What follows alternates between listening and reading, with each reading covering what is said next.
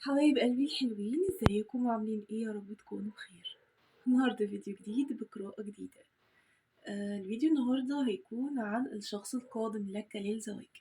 هنشوف الشخص ده ملامحه ايه، مستواه المادي، عمله، اكتر ما يميزه، شخصيته. هل الشخص ده هيكون على حب ولا زواج تقليدي؟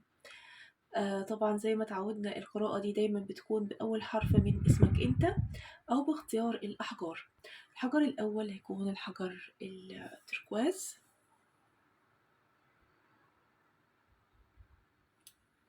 الحجر التاني هيكون الحجر الأبيض الشفاف.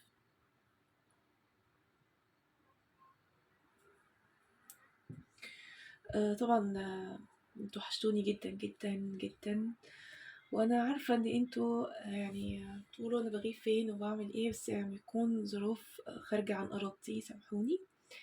وان شاء الله انا راجعة لكم باذن الله، وكمان هفتح القراءات المجانية لاني بقالي كتير جدا قافلاها، وانا عارفة ان انتوا بتستنوها. فان شاء الله هفتحها من اول الفيديو ده، وهتكون عبارة عن إني هاخد سؤالين مجاني. بعد كل فيديو هجاوب على شخصين، وكل شخص يكتب اسمه، البرج بتاعه، اسم الشخص اللي بيسأل عنه والبرج بتاعه. كمان لو تعرفوا البرج بتاعه، ما تعرفوش تمام. العلاقة بينكم ايه، اعجاب، منفصلين، مرتبطين، اوكي. وتكتب سؤال واحد بس عشان اقدر ان انا اجاوب على الكل. طبعا القراءة هتكون بعد آخر كل فيديو. هاخد قراءتين، يعني شخصين، تمام. هاخدهم على أساس الشخص اللي بيكتب كومنتات كتيرة، الشخص اللي متفاعل على الفيديو. طبعا ده هيكون في اعتبار رقم واحد، هجاوب عليه الفيديو اللي بعده. تمام، يبقى أنا أشوف مين أكتر واحد بيكتب فيديو بيكتب كومنت على الفيديو، هاخده الفيديو اللي بعديه وأجاوبه على السؤال المجاني اللي هو طالبه. تمام. إن شاء الله هتكون من أول الفيديو ده، يعني تكتبوا على الفيديو ده الأسئلة بتاعتكم. أوكي. طيب، تعالوا كده بقى نشوف من القادم لمجموعة رقم واحد، الناس اللي اختارت حجر الأكوامارين، الحجر التركوازي الجميل ده. تعالوا كده نشوف الأول طاقتك انت، عشان تعرف ان القراءة دي بتاعتك. طاقة مجموعة رقم واحد. اوكي، تعالوا نشوف. ما شاء الله ما شاء الله ما شاء الله. انت داخل تشوف من الشخص القادم لك للزواج، وشكل الشخص ده بسرعة بسرعة هيجيلك، لأنه في الطاقة بتاعتك ولأن انت عارفه. أنا شايفة إن في احتفال في الطاقة بتاعتك دلوقتي، مجموعة رقم واحد. في حاجة أنت مستنيها بتدعي ربنا بيها بقالك كتير جدا، بتتمناها، وحاسس إن أنت لو عملتها أنت كده فزت يعني بحاجة كبيرة. وظاهر إن الحاجة دي شخص، أوكي، هو في محيطك، يمكن أنت معجب بيه دلوقتي، يمكن الشخص ده في بينك وبينه عوائق كتير، يمكن أنت فقدت الأمل إنه يكون معاك، وكان قدامك بس إن أنت تدعي ربنا. فأنا شايفة إن في احتفال قريب جدًا، جدًا في بيت مجموعة رقم واحد، تحتفل ب قربك من الشخص اللي أنت بتتمناه. هتحتفل بالشخص اللي أنت بتحبه، إنه هينوّر حياتك، هيخش في حياتك، هيعترف لك، هيكون في خطوة إيجابية، خطوبة، زواج. أنا شايفة إن في خطوبة أو زواج في بيت مجموعة رقم واحد. الموضوع ده يخصك أنت، يعني مش زواج مثلًا شخص معاك في العيلة، مثلا أخوك أو أختك، لأ. أنا شايفة إن الزواج ده ليك أنت، أو الخطوبة دي ليك أنت، مجموعة رقم واحد. تمام. قريبا جدا جدا، يعني مش متأخر خالص. فأنت داخل شوف من الشخص القادم، طلع لك في الطاقة بتاعتك إن في شخص قادم قريب قوي قوي هيكون معاك بإذن الله. الشخص ده ممكن يكون من برج الجوزاء أو من برج الأسد. طيب، الشخص ده يمكن يكون معاك في العمل، او هو صديق ليك، او ده شخص انت بتكراش عليه، يعني شخص انت تعرفه. تمام. طيب لو انت من مجموعة رقم واحد ومفيش حد تعرفه ومفيش حد بتكراش عليه وسنجل كليا، فانا شايفة ان الشخص اللي انت بتحلم بيه، بتتمناه، نفسك تقابله، هيجيلك في الطاقة القريبة جدا جدا وهيكون معاك. تمام. شايفة طاقة تفكير، وشايفة طاقة يمكن انت زعلان على الوقت اللي عدى منك مع شخصيات او مع علاقات ما كانتش تنفع لك وما كانتش تليق بيك. زعلان على العلاقات دي، بس خلاص انت بتبتدي ان انت تطلع من الطاقة دي بدخول هذا الشخص حياتك، وانه هينور حياتك من اول وجديد. آم، شايفة ان الشخص ده لما يخش حياتك هيغيرك كليا على فكرة، ويمكن ده طلع لك في الطاقة بتاعتك الحالية، وده بيدل ان الشخص ده هيخش قريب قوي يعني. ده طلع في الطاقة دلوقتي، يبقى الشخص ده هيخش قريب جدا حياتك. تمام، هتكون راضي بيه جدا وهتقول الحمد لله، وهتحس ان هو الشخص العوض بتاعك. يمكن اول مرة اعمل قراءة طار عن من القادم يطلع لي في الطاقة بتاعت المجموعة معلومات عن الشخص القادم فعلا، وده بيدل ان قريب جدا مجموعة رقم واحد هتبشروني كده وتقولوا لي ان الشخص ده فعلا دخل حياتكم، زي ما في ناس كتير برضو بشوفها بتكتب لي كومنتات وبتقول لي ان الشخص ده فعلا دخل حياتهم، وان هم خلاص على مشارف خطوبة، وان هم فرحانين. يا رب كل واحد بيتمنى حاجة تجيله بإذن الله. تمام، طيب تعالوا ناخد كده بكروت الانرجي.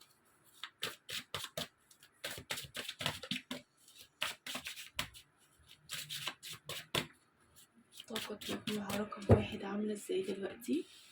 اوكي. انت في انتظار هذا الشخص اهو، في انتظار الحب. انت في انتظار الحب وفي انتظار الفرصة او اللحظة او الوقت اللي ربنا يستجيب لدعائك. انت بتدعي كتير، يمكن بتدعي كتير انك تقابل توأم روحك، او انت يمكن في شخص عينك عليه وبتدعي ربنا انه يجمعكم مع بعض. تمام. شايفة المجموعة كتير منكم دلوقتي يمكن انت عاوز تستريح. انت طاقتك دلوقتي انت عاوز تستريح، عاوز تكون مرتاح البال، عندك قلق وتوتر من اللي جاي، ونفسك ان انت كده تستريح وتاخد كده هدنة من التفكير. انت يمكن بيجيلك صداع كتير من كتر ما انت عمال تفكر في اللي جاي، وخصوصا انت الآن بشأن العلاقات العاطفية والزواج. عايزة أطمن مجموعة رقم واحد، طبعا كله بإذن الله وبأمر الله، كل واحد ليه ميعاد، وانت ان شاء الله ان شاء الله انا ببشركم ان هيكون قريب جدا عندك فرصة للارتباط الرسمي، وهيكون الشخص اللي انت بتتمناه. مجموعة رقم واحد ما تشغلوش بالكم. تمام. طيب انت ممكن تكون من برج الاسد او من برج الجوزاء، او الشخص اللي داخل حياتك جديد وطاقته ظهرالي هنا هو من برج الاسد او من برج الجوزاء. تعالوا نتعرف على هذا الشخص.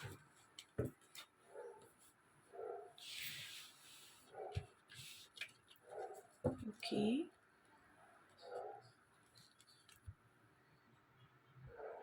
تعالوا نشوف كده الأول شخصيته عاملة ازاي، وبرضه طريقته في الحب عاملة ازاي، أو طريقته في العلاقات العاطفية. تعالوا نعرف شخصية هذا الشخص الأول، الشخص القادم لمجموعة رقم واحد.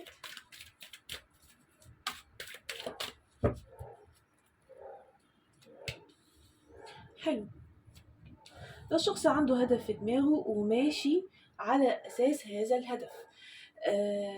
خالص الهدف ده ووصل له، في هدف تاني في دماغه. يعني هو دايما بيحط هدف علشان يقدر ان هو يوصل له. يعني مثلا ان هو صغير حاطط هدف في دماغه ان هو هيشتغل الشغل الفلاني، فبيعمل وبيجتهد قوي علشان يوصل للحاجة دي. مثلا شافك وحب ان هو يرتبط بيك، سواء هو رجل او امرأة على حسب اللي بيتفرج على الفيديو. برضو بيحطك كهدف، هو عاوز يوصل لك فهيوصل لك بأي طريقة. هيحاول ان هو يتعرف عليك، منفعش هيحاول ان هو يعمل حاجة تانية، يعني مش هيسكت. من الاخر كده الشخص ده زنان لحد ما يوصل للحاجة اللي في دماغه واللي عاوزها. تمام. طيب بما انه جالنا اول حاجة ان هو شخص طموح، وشخص لما بيكون عاوز يعمل حاجة بيوصل لها، فده شخص اكيد اكيد لما يشوفك هيحطك برضه في دماغه، وهيبقى عاوز ان هو يوصل لك من اي اتجاه. تمام. شخصيته عاملة ازاي الشخص ده؟ شخص تقيل جدا جدا في تعاملاته مع الناس، يعني مش اي حد يتعرف عليه، مش اي حد يدخله حياته. مش مجرد كده مثلا ما دخل عمل جديد، لا ان هو يتعرف على كله بقى ويبقى صديق لكله. هو بيحب ان هو يكون في حياته صداقات، في حياته زملاء، ولكن كل حاجة بحدود، كل حاجة عنده بحدود. شخص بيحب شغله جدًا، جدًا، جدًا، بيتمنى إن هو يحقق حاجات كتير أوي في العمل بتاعه، وبرضه إحنا لمّا نوصل للعمل بتاعه هنشوف هو ممكن احتمال يكون بيشتغل إيه، تمام، ولكنه مستواه المادي رائع أو أكثر من الرائع، خصوصًا إنه ممكن يكون شاب صغير أو امرأة صغيرة في السن، يعني على حسب اللي بيشوف الفيديو. طيب الشخص ده عنده يعني أنت أمّا تتعرّف عليه هتثق فيه جدًا، والناس اللي بتتعامل معاه واثقة فيه جدًا، هو شخص أهل للثقة، يعني مش هيدّي مجال إن أنت تشُك فيه نهائي. هو جدير بالثقة دي. طيب الشخص ده كمان دايمًا بيمشي بالتقاليد، التقاليد بتقول إيه وهو يمشي عليها. أحيانًا بيتعامل مع الشيء باللامبالاة، يعني أحيانًا بتوصل معاه إن هو يبقى عنده لامبالاة كده شوية. أحيانًا كمان ممكن تحس إن هو عنده شوية ملل أو هو يعني بيخلّيك تمِل شوية. ليه؟ لإن هو شخص تقليدي بيمشي بالورقة والقلم. يعني مش متهور يعني، لأ الشخص ده بيمشي بالورقة والقلم وبيمشي بالتقاليد. كمان الشخص ده شوية هتعاني معاه من حتة العناد، شخص عنيد لأبعد درجة. يعني لازم تقنعه بالحاجة ويكون مقتنع بيها 100%. الشخص ده لمّا بيشوف حاجة أو لمّا بيحب إن هو يخش في موضوع جديد، بيخش فيه بتمهُّل، بتروّي. يعني كده ما بيبقاش داخل كده على طول تهوّر كده وأي حاجة لأ، لإن هو شخص منهجي. بيحب جدًا الالتزام، يعني هو أمّا يكون مثلًا في علاقة أو هو مثلًا اتعرّف عليك، لو أنتِ مثلًا بنت وهو اتعرّف عليكِ هيحب إن هو يمشي السلِّم من أوّله، يبقى مثلًا ماشي معاكِ معرّفِك أنتِ بالنسبة له إيه، وعرّفِك هو عاوز منِّك إيه، مش من الناس اللي تلمّح فترة كبيرة وهو مش عاوز حاجة أو مش عاوز يكون في ما بينكم علاقة، لأ هو مش من الناس دي.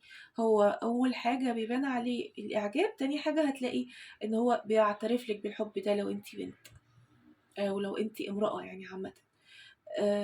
بيعترف لِك بالحب ده ويبقى عايز يخش معاكِ في علاقة على طول، مش هيقعد فترة يلمّح وفترة on off والكلام من ده. طب لو ده crush بتاعِك أصلًا وهو دلوقتي بقى له فترة من الon off، فده يعني اسمه إيه، زي شواذ في القاعدة، مش كُلّه هيكون على المنهج ده، هو أساسًا في شخصيته شخصية بتحب إن هو تمشي السلِّم من أوّله وتاخد خطوة، خطوة. كمان لو هو on off معاكِ بقى له فترة كبيرة، يبقى ده حاجة بقى في شخصيته، هو اتعرّض مثلًا لحاجة قديمة أو حاجة مأثّرة عليه خارجيًا، لكن هو في الأساس شخص كده، شخص بيحب إن هو يمشي صح. ما يحبش إن هو ياخد on off ويعمل حركات التلميحات وما يقولش ده، تمام. ده بقى يكون يعني في الطاقة مثلًا اللي أنتِ فيها دلوقتي، بيكون الشخص ده اتعرّض لحاجة قديمة مثلًا أو في حاجة أثّرت على شخصيته، خلّته يمشي كده on off معاكِ. طيب، أوكي. الشخص ده ذكي جدًا، جدًا ولئيم، لئيم وزي ما قُلت لكم كده بيحب إن هو يوصل للحاجة اللي هو عاوزها بأي طريقة، فهو ممكن يكون في عنده طُرق شوية ممكن ما تكونش كويسة، بس علشان يوصل لحاجة هو عاوزها، أوكي. كمان شايفة إن الشخص ده دلوقتي في الطاقة الحالية هو single، ما فيش حد في حياته. طيب هييجي برضه مثلًا حد بيتفرّج على القراءة من طاقة معيّنة يقول لي إن الشخص ده هو sorry هو بيcrush عليه ولكن هو في علاقة تانية. طيب ممكن يكون هو في علاقة تانية ولكن في مشاكل بينه وبين الشخص التاني، فيبان لي هنا في الطاقة إنه single، أو هو دلوقتي كشخصية أو كطاقة قدّامي هو single ما فيش حد في حياته، فبيبان كده في الطاقة الحالية. شايفة كمان إن هو شخص بيحب جدًا إنه يكسب في أي حاجة هو داخلها، ما بيحبش الخسارة، بيبان شخص قوي جدًا للناس ولكنه من جواه شخص ضعيف، شخص ضعيف جدًا وأقل حاجة بتأثّر فيه، حتى لو بان عليه إنه ما أثّرتش فيه، بينه وبين نفسه الحاجة أو الكلمة أو أصغر حاجة أو أصغر حركة بتأثّر فيه. الشخص ده عنده معجبين كتير جدًا حواليه، ناس كتير تعرفه، عنده صداقات وعنده زمايل بس برضه كل واحد بحدود. مش كل الناس قريبين منه ومش كل الناس بعاد عنه. شايفة كمان إن هذا الشخص غيور من الدرجة الأولى، بيغير جدًا، جدًا على اللي منّه، يعني أهله، مامته، إخواته، ولو هي بنت بتغير على أهلها، بتغير على الشخص اللي هي هترتبط بيه أو اللي هي معجبة بيه. بيبان جدًا الغيرة في عينيه، بيبان في تصرفاته، بيبان في عصبيته، ما بيقدرش إنه يسيطر عليها، مع إن هو شخص قوي وشخص عقلاني، ولكنه في الغيرة بالذات ما بيقدرش يسيطر عليها نهائي. أوكي، طيب تعالوا نشوف كده الشخص ده ملامحه شكله عامل إزاي.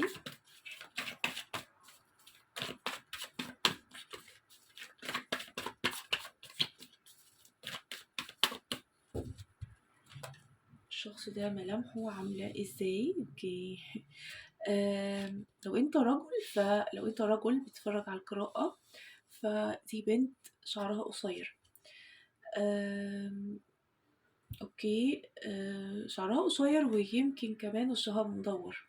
طيب لو انتي امرأة بتتفرجي على القراءة، فأنا شايفة إن الشخص ده ممكن يكون ملامحه حادة شوية، حواجبه عريضة، عينيه واسعة، شعره كيرلي، ممكن يكون أسمر أو مايل للسمار. تمام. بالنسبة للتغطية رجل أو امرأة، الشخص ده رفيع مش تخين أو وسط، يعني مش مايل للتخن يعني. اوكي.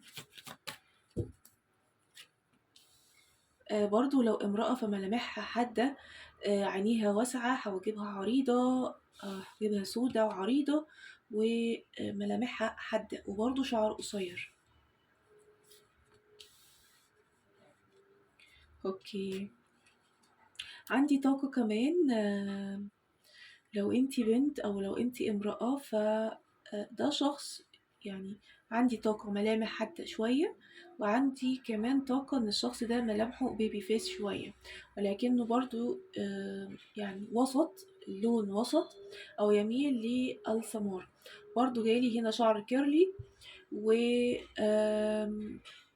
جايلي برضو ان الشخص ده بيتسم او بيظهر عليه علامات الايمان. اوكي، طيب تعالوا نشوف كده الشخص ده مستواه المادي وعمله. اوكي، نبدأ كده.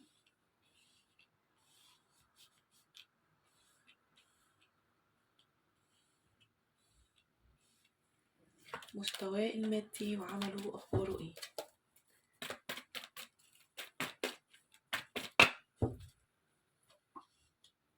هو بيحب شغله جدا زي ما قلت لكم، مع انه ممكن يكون الشغل ده بيتعبه وبيرهقه نفسيا وجسديا، ولكنه محقق إنجازات كتيرة في مجال العمل بتاعه. العمل بتاعه ده ممكن يكون يعني مرتبط بالسفر، بيسافر كتير، أو هو دلوقتي في دولة وإنت في دولة.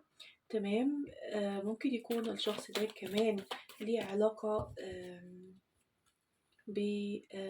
بالاحتفالات، يعني شغله ليه علاقة بالاحتفالات، منسق حفلات مثلا، ليه علاقة يعني بالحفلات، بالمؤتمرات، بتجمهر الناس، أو هو أساسا شخص بيطلع قصاد مجموعة من الناس وواخد عدة جوائز. تمام. بيحب شغله بطريقة يعني رهيبة رهيبة. كمان شايفة عندي طاقة إن الشخص ده ممكن يكون مهندس. يبقى أول حاجة ليه علاقة بالسفر، تاني حاجة ليه علاقة بالاحتفالات أو ليه علاقة بالمؤتمرات، أو ليه علاقة إنه يكون في ناس كتيرة قصاده. تالت حاجة إنه يكون الشخص ده ليه علاقة بالهندسة. تمام. أي مجال بقى في مجال الهندسة، ولكنه بيحب شغله بطريقة بطلع له الكينج والكوين والنايت والناين اوف كابس، يعني بيحب شغله جدا. وكمان طلع له التين اوف سورز، ان الشخص ده تعب جدا جدا عشان يوصل للمستوى اللي هو فيه حاليا، يعني هو ما كسبوش كده وخلاص. تمام. طيب الشخص ده ممكن يكون من برج العذراء، برج الحمل، برج الأسد، برج العقرب، برج الثور. اوكي، ممكن يكون من الأبراج دي كلها. طيب عايزين نعرف الشخص ده طريقته في الحب عاملة ازاي، عشان أنا نسيت الحتة دي أقولها مع شخصيته.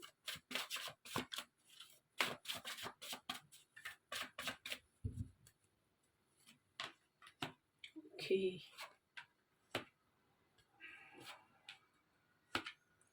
الشخص ده لما بيحب حد بيتعود عليه جدا.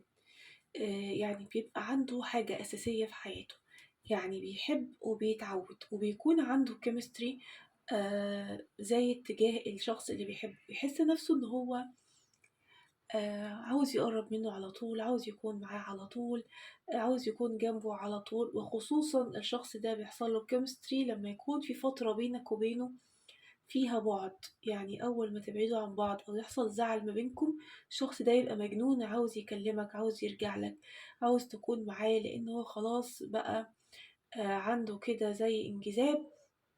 يعني الانجذاب بيزيد في حكاية البعد، وكمان بيكون عنده تعود، ولكنه بيكون مسيطر جدا جدا على الشخص اللي بيحبه.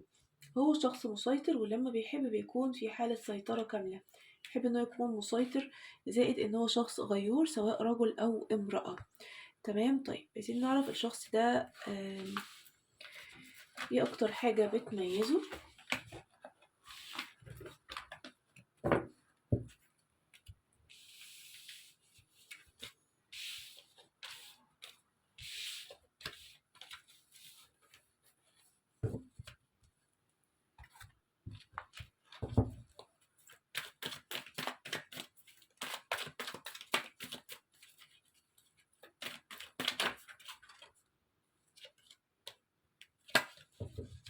اكتر حاجة بتميز الشخص ده، اوكي.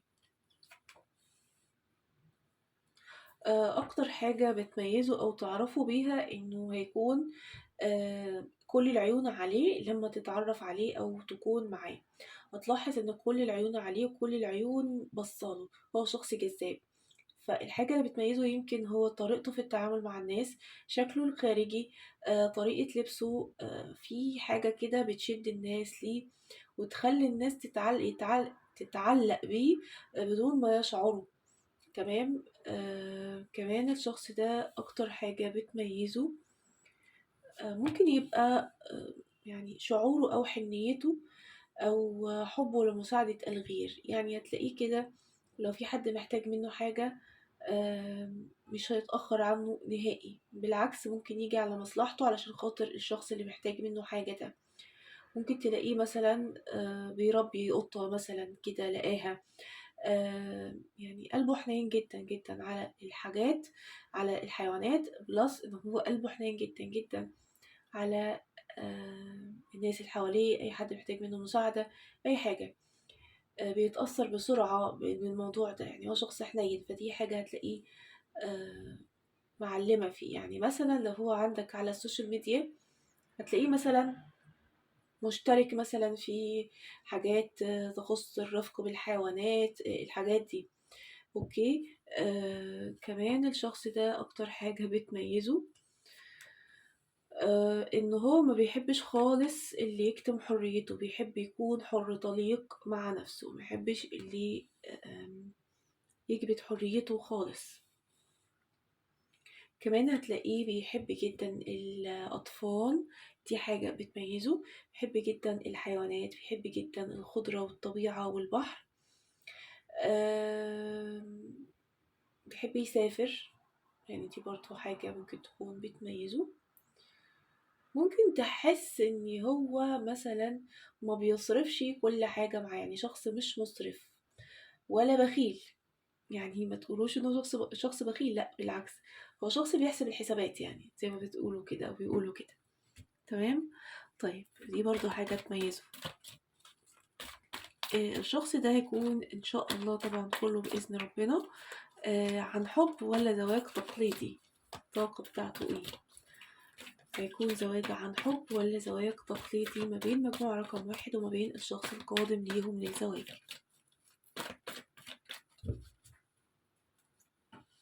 الله. ده هيكون العدل دخول هذا الشخص حياتك، هيكون من العدل ان الشخص ده يدخل حياتك.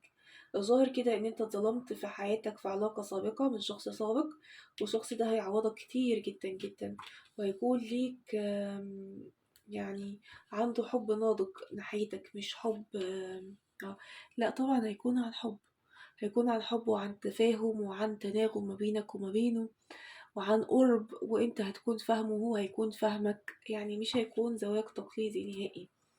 وبرضه هنا يعني يكون الحب بتاعه حب ناضج، طالع من قلبه فعلا. بلس انه هتشوف معاه الخير، هذا الشخص خير كتير قوي قوي قوي من كل حاجة، وهيكون الشخص ده الخير ليك، هيكون العوض ليك، وكل الناس هتتفرج وهتشوف قد ايه انت كنت مظلوم في الماضي، وبعد كده ربنا عوضك بشخص يعني حاجة تانية خالص غير الشخص اللي كان معاك. تمام. طيب، عندي برضو برج العقرب طلع لي تاني مرة، وعندي برج الحمل، وعندي برج الأسد، برضو البرجين دول طلعوا معايا قبل كده، وعندي برج العقرب تاني، وعندي برج الجوزاء تاني. يخيل ان هي نفس الأبراج، وده بيدل على تأكيد للطاقة. تمام. عندي رقم 1 ورقم 4 طالعلي، ورقم 2 ورقم 10. اوكي، ممكن يكون الأرقام دي في تاريخ ميلادك أو في تاريخ ميلاده، عشان بس تكونوا متأكدين. اوكي، طيب أنا كده خلصت مجموعة رقم 1. تعالوا ننتقل إلى مجموعة رقم 2.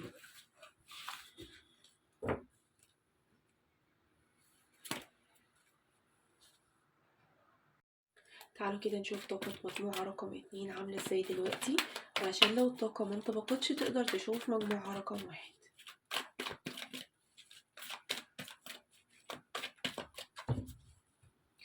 طاقة مجموعة رقم 2. اوكي،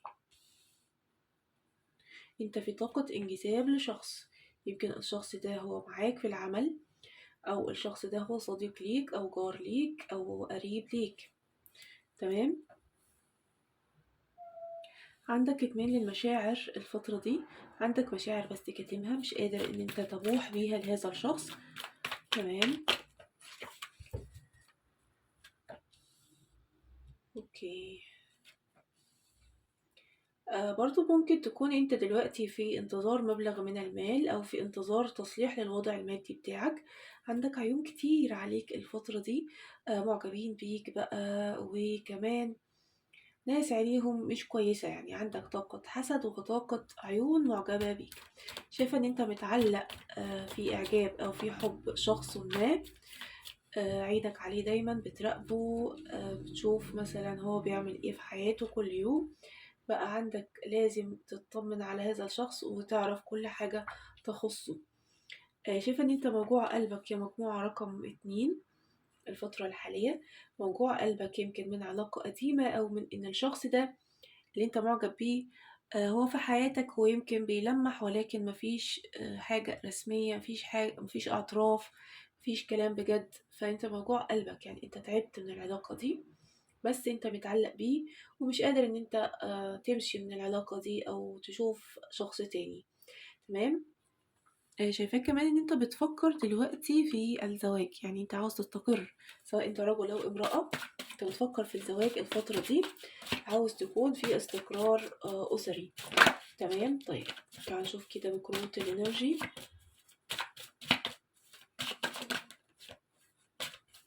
طاقة مجموعة رقم 2 عاملة ازاي؟ انت يا عرفت حاجات كانت متخبية بقالها كتير عنك، وانت مش عارف الحاجات دي صح ولا غلط، او انت عاوز تتأكد منها. يا اما انت عرفت حاجات متخبية عنك، يا اما انت في طاقة قريبة جدا هتعرف حاجات متخبية عنك. تمام. يا اما انت زعلان ان في حاجات انت متعرفهاش ونفسك تعرفها، نفسك توصل ليها. تمام.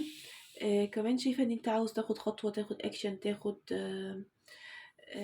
حاجة كده سريعة، يعني خطوة سريعة، أو في موضوع عاوز تاخد فيه خطوة وما تفكرش بقى، يعني تاخدها كده وخلاص، لأن انت تعبت من التفكير. وبالنسبة لو انت في انتظار مبلغ من المال، ففي طاقة قريبة جدا فيها ازدهار، فيها مصدر من المال، فيها راحة. شايفاكم برضو في طاقة ان انت قوي، يمكن بتمثل قدام الكراش بتاعك ان انت شخص قوي، وان انت شخص يعني لسه ما وقعتش في حبه او لسه ما اعجبتش بيه، او بتبين له عكس اللي جواك نهائي، بس انت من جواك بتحبه، انت من جواك متعلق بيه ومعجب بيه جدا، وعندك انجذاب شديد ناحيته، بس انت قصاده مبين ان انت اسد، انت شخص قوي. هو بالنسبة لك عادي جدا. يمكن تكون مثلا عاوز جدا جدا ان هو يكلمك، ولما يكلمك تتعامل معاه عادي جدا، يعني هو وجودك زي عدمه او حاجة زي كده يعني، او تتعامل مع عدم اهتمام. وتبيّنه إن أنت ما بتفكّرش فيه أصلًا، وأنت تكون يعني كل دماغك وتفكيرك ويومك فيه هو، فأنت واخد القوة أو واخد مظهر ال إن أنت مش هَمّك، تمام؟ ممكن تكون من جواك أنت تعبان جدًا، جدًا، خصوصًا لو أنتِ امرأة يعني، أوكي؟ طيب أنت ممكن تكون من برج الحَمَل أو من برج الثور، يعني الطاقتين طالعين لي. ممكن يكون برضه في رقم 7 في تاريخ ميلادك، أو رقم 3 أو رقم 4 أو رقم 1. وعندي رقم 40 و50 و17 ممكن تكون أرقام بتتفائل بيها، أو سنك مثلًا أو أي حاجة يعني. المهم إن الأرقام دي طلعت لي في الطاقة، فأنا حبيت إن أنا أقولها لكم، تمام؟ طيب تعالوا نخش بقى في القراءة ونشوف مين الشخص القادم لمجموعة رقم 2.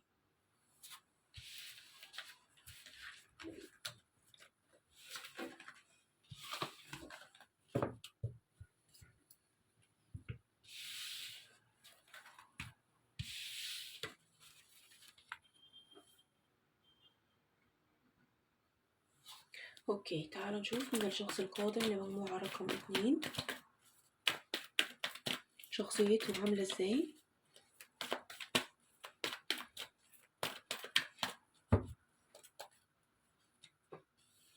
ده من أولها كده، الشخص ده شخصية غامضة جدًا، جدًا، ويمكن الشخص ده اتألم كتير في موضوع العلاقات العاطفية، يعني أخد دروس كتير في حياته.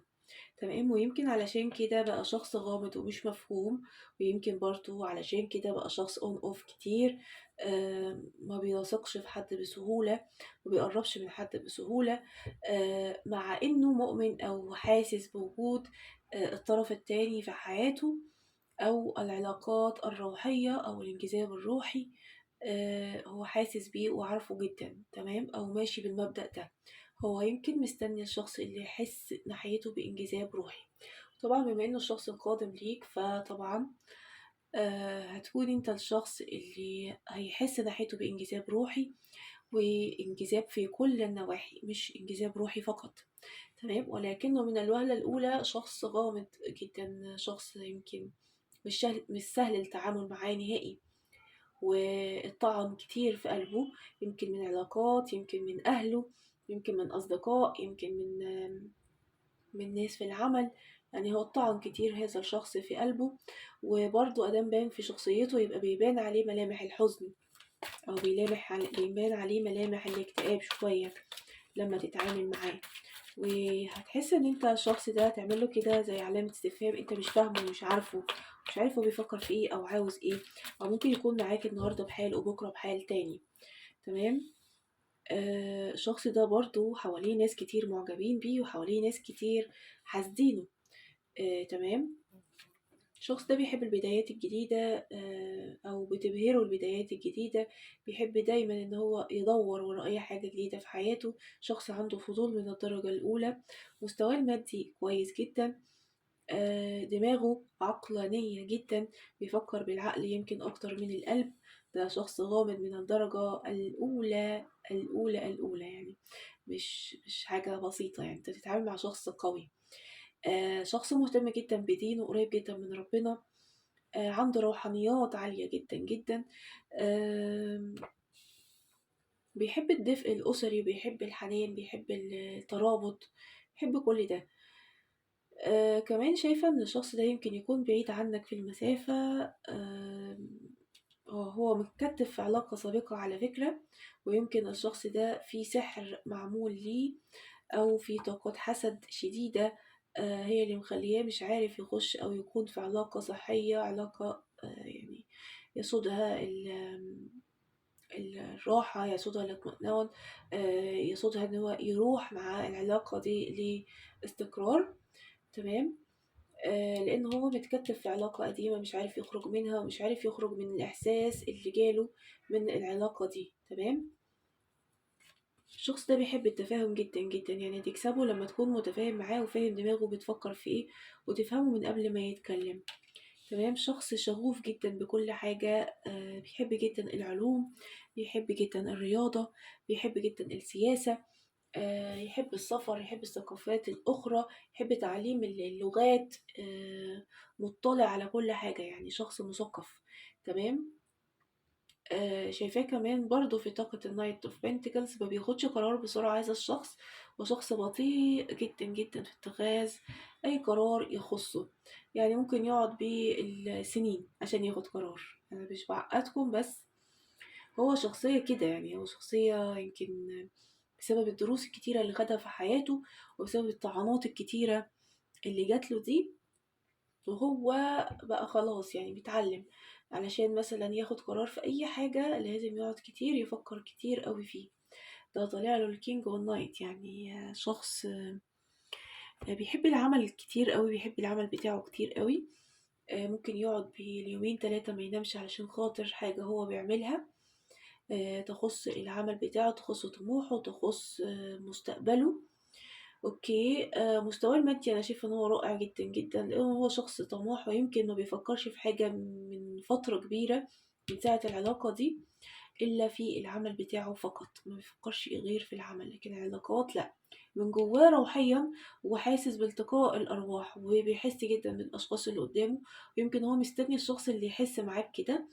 ولو الشخص اللي أنا باحكي عنه ده هو دخل حياتك، فهو أكيد حاسس من ناحيتك إن أنت توأم روحه، أو في حاجة بتربطكم ببعض روحيًا. ولو لسه ما دخلش حياتك، فأول ما يخش حياتك هيحس بكده. تمام. طيب تعالوا نشوف كده طريقة الشخص ده في الحب عاملة إزاي.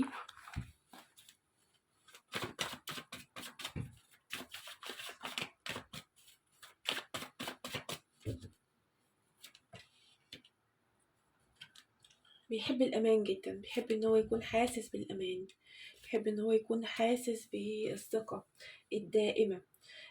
بيخاف جدًا من الأقنعة، بيخاف إن أنت تكون لابس قناع ومداري وشّك الحقيقي، فعلشان كده بياخد وقت علشان يثق فيك، وأول ما يثق فيك ويحس بالأمان هتلاقي كمية من المشاعر وكمية من الحنان عنده رهيبة متخزنة، ما بيطلّعهاش. طيب شخص كمان مسيطر جدًا من الدرجة الأولى، بيحب السيطرة على الطرف الآخر. كمان بيحب إن هو يحب نوع من أنواع الرومانسية مع الرفاهية. إن هو مثلًا يحب إن هو يسافر مع الشخص اللي بيحبه، يجربوا حاجة جديدة، يعملوا يعني زي نوع كده من الرومانسية مع الرفاهية، هو بيحب كده. تمام. طيب تعالوا نشوف الشخص ده ملامحه عاملة إزاي.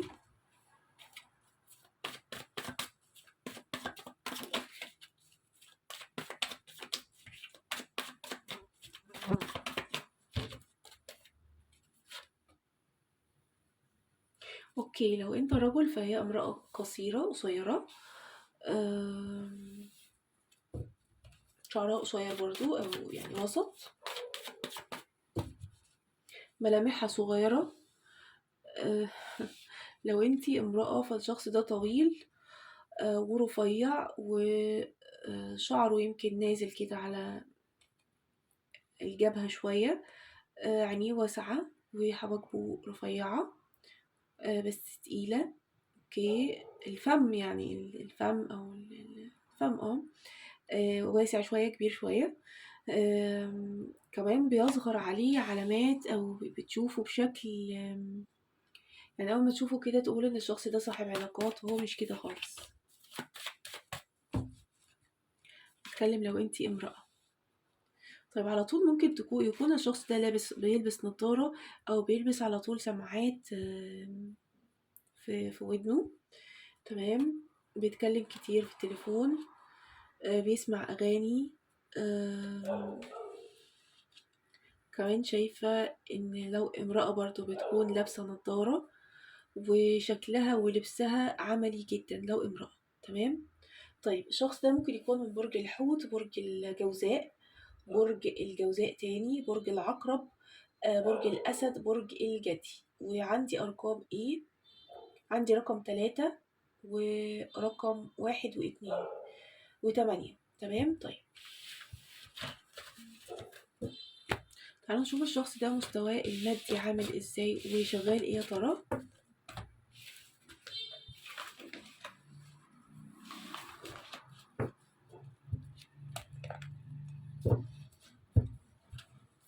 مستواه المادي وعمله.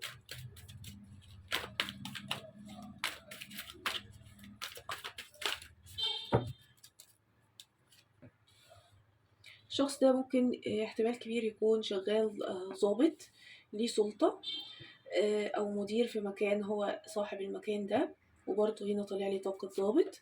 مستواه المادي رائع رائع رائع رائع. شغله ده بيعصبه، بيخليه في طاقة عصبية شديدة، ولكنه مرتبط بيه روحيا وبيحبه جدا. مستواه برضه الاجتماعي سوري المادي أكثر من رائع. طلع لي طاقة ضابط، يمكن الطاقة الوحيدة اللي طلعت طاقة ضابط أو صاحب عمل. تمام. اوكي. او بيشتغل حاجة ليها علاقة بالثقافات، مثلا او باللغات، او مترجم، او ليه علاقة بالآثار، السياحة، السفر. تمام. مستواه المادي رائع. طيب، ايه اكتر حاجة بتميز الشخص ده؟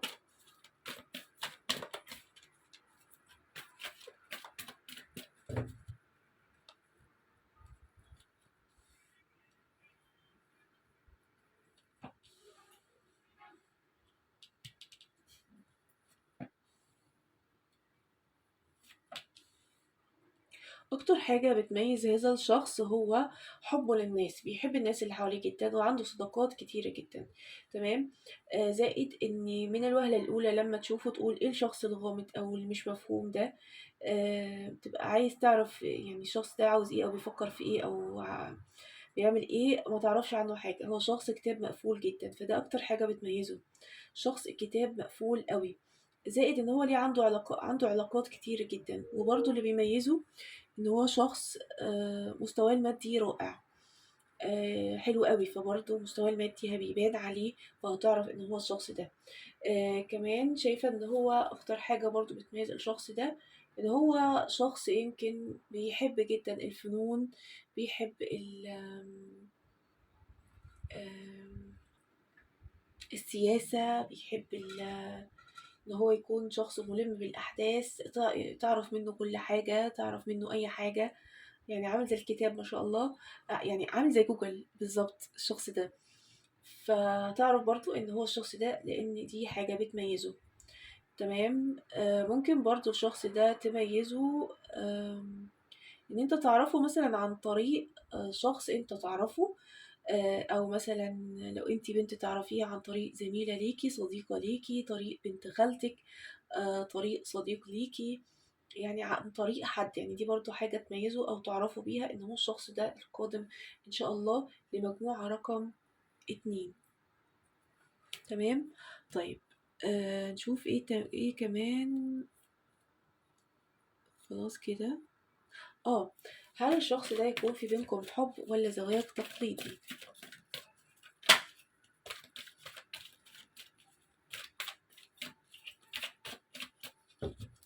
مجموعة رقم 2.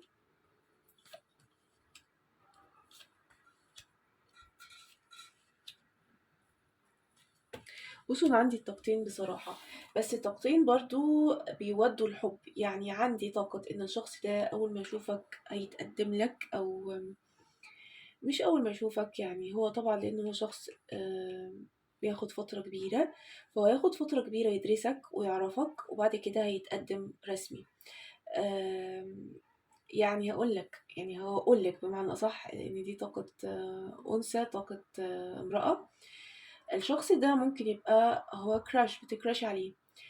هو شخص جامد في التعامل، شخص اون اوف، لو قال كلمة مثلا كل مرة يعني ما بيطلعش منه كلام حلو، يعني او ما بيطلعش منه مثلا تلميحات بالشكل الصريح. ليه؟ لانه في الفترة دي هو بيدرسك، ولكن بعد الفترة دي مش هيقولك انا معجب بيكي، ولكن هيقولك انا عاوز اطلب ايدك، او انا عايز اتقدم لك. تمام. طيب، كمان عندي طاقة ان الشخص ده هيكون في بينكم حب الفترة، يعني مش هيتقدم على طول، ولكن هيقعد فترة برضو يدرسك ويعرفك، وبعد كده هيكون في بينكم فترة حب أو فترة تعارف وقرب من بعض، بالرغم انتوا ممكن تكونوا عارفين بعض من سنين، ولكن مش قرب ان انتوا كارتباط. وبعد كده برضو يدخل البيت من بابه زي ما بنقول، ويكون في بينكم زواج ان شاء الله، في زواج. تمام. فانا عندي الطاقتين دول. فلو ده كراش دلوقتي، فهو هيقعد فترة كبيرة كده، بعد كده هيبتدي ان هو يحكي ويقول ان هو عاوز على طول يتجوز. طيب لو ده مش كراش ولسه هتتعرفوا عليه، فانت هتتعرف على الشخص ده او انت هتتعرفي على الشخص ده ان شاء الله. هيكون في فترة برضو من ان هو يدرس شخصيتك، وبعد كده هيقرب منك ويعترف ان هو في مشاعر ناحيتك، وبعد كده برضو هيكون في حب. يعني في حتة فيها حب في الاول، وفي حتة فيها اعتراف على طول. تمام. طيب عندي أبراج إيه؟ عندي برج الجوزاء، عندي برج الحمل، عندي برج العقرب، عندي برج الميزان، عندي برج القوس. أوكي. عندي أرقام إيه؟ عندي رقم 7 ورقم 4، رقم 4 مكرر، ورقم 1 مكرر، ورقم 10. بس كده. طيب أنا كده خلصت القراءة النهاردة، يا رب تكون القراءة عجبتكم وانطبقت عليكم. وما تنسوش أنا ابتديت النهاردة من الفيديو ده اخد قراءات مجانية. اكتر حد هيعمل كومنتات على هذا الفيديو ان شاء الله هاخده الفيديو اللي جاي. هاخد يعني شخصين بس. تكتب اسمك، اسم الشخص اللي انت معجب بيه او بتحبه او ايا كان، والابراج بتاعتكم والحالة ما بينكم ايه، وسؤال واحد فقط. واكتر واحد هيعمل كده هاخده الفيديو اللي بعديه، اخر الفيديو هجاوبك ان شاء الله. آه، طبعا متنسوش تعملوا لايك للفيديو ده لو عجبكم.